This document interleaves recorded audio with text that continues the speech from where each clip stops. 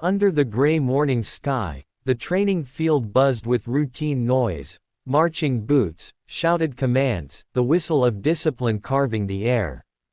The cadets stood in formation, young and rigid, eager to prove themselves. It was just another day at Fort Braden, a military base known for shaping legends, until she walked in, Commander Alina Ward. Silent, composed, eyes sharp like polished steel, her presence alone seemed to quiet the grounds. She wasn't loud, didn't bark orders, but every soldier there felt a shift in the wind, an invisible force sweeping through the ranks as if the base itself straightened its spine.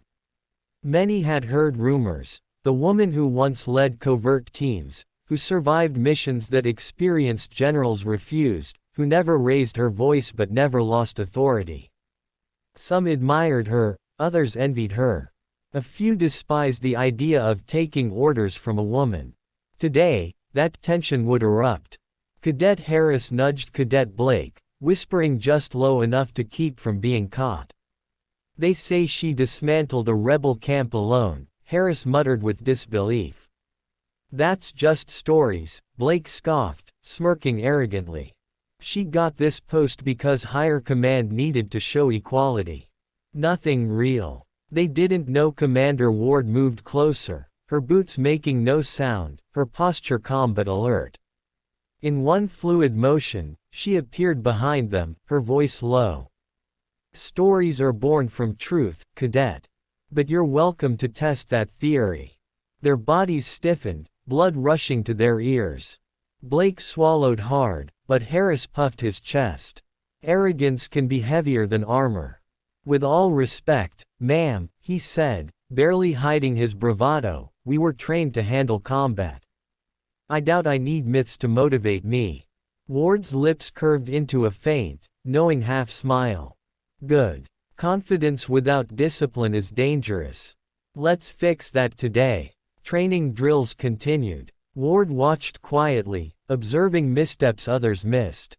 Blake forced his movements, trying to impress. Harris copied him. Mistakes piled up under ego's weight. Finally, Ward spoke, her voice slicing the air. "Cadet Blake, Cadet Harris.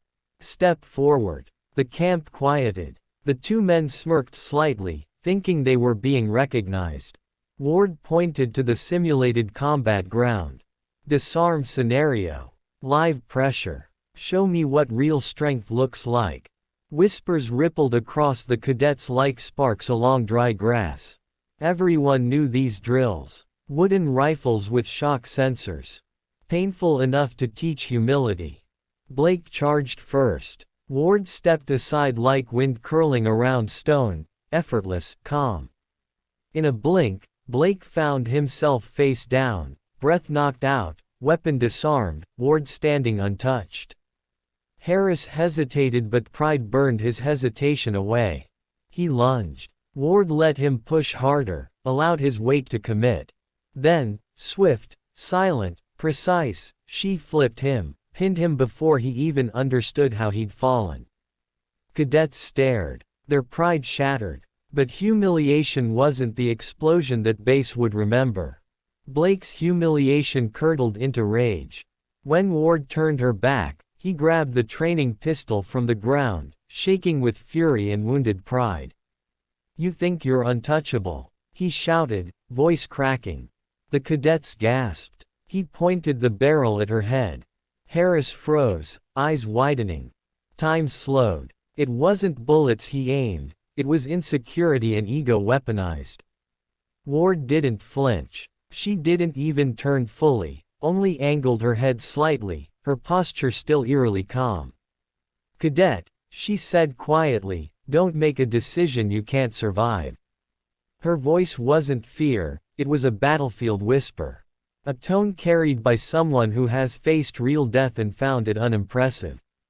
Blake's hands trembled harder. Harris tried to intervene. "Blake, put it down."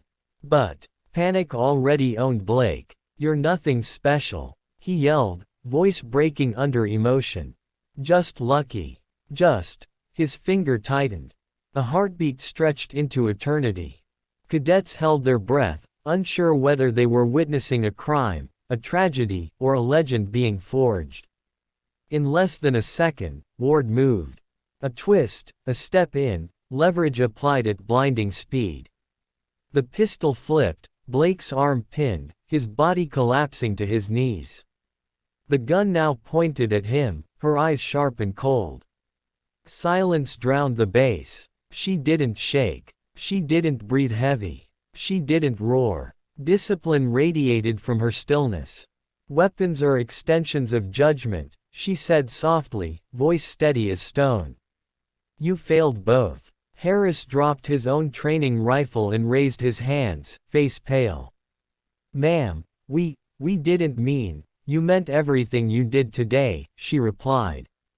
That is what matters. The ground felt like it was holding its breath. But Ward didn't punish them in rage. Rage is for the weak. She released Blake, tossed the pistol aside casually, then signaled the supervising officers who had rushed into view, shocked by what they'd seen but unwilling to intervene once they saw her control.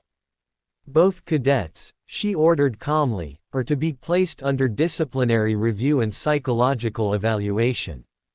They will undergo humility retraining protocol. If they complete it successfully, they may reapply.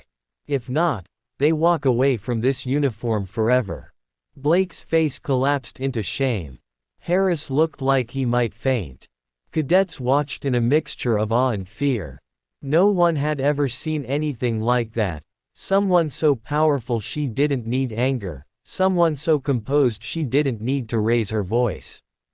Ward faced the formation again. Strength isn't in the weapon, she said, voice carrying through the wind. It's in the mind that controls it. If ego guides you, you will die. If discipline guides you, you will lead. Every cadet stood straighter. Some blinked away shock, others inspiration. None would forget. Then she said something no one expected. Cadet Blake. Cadet Harris. They looked up trembling. Thank me. Confused, they hesitated. Why thank you? Blake whispered, broken. Because, she answered quietly, I just gave you a chance to become the soldiers you pretend to be. That day, the base didn't whisper her name. They spoke it like a standard, a flag planted on their aspirations. Commanders watched from afar, realizing she had done in one morning what months of training sometimes couldn't achieve. Respect isn't demanded, it's earned. And she earned it not through brutality or dominance, but through mastery, self-control, and unshakable authority. Weeks passed. Blake returned, not the arrogant cadet he had been, but a humbled one, rebuilding himself grain by grain. Harris too. They trained harder than anyone, not to defeat her, but to live up to what she represented. And every new cadet heard the story, some thinking it myth, others believing every second. Until they saw her. Then they knew. Some soldiers lead by shouting fear into others. Commander Ward led by showing that real power needs no theatrics. The day a gun pointed at her head became the day the base learned what true discipline, courage, and command looked like. From then on, no one asked if she earned her rank. They only asked how they could deserve hers. At sunset that night, while other officers rested, she stood alone on the training ground, arms crossed, scanning the horizon. A quiet protector, keeping watch not over soldiers, but over who they could become. And in the hush of that golden hour, the sky burned orange and silent, as if saluting her. She didn't need applause. She didn't need medals. She shaped men into warriors, pride into purpose, chaos into command. And sometimes, that is the greatest battlefield victory of all. Please like, share, comment and subscribe to our channel History of States. Thank you.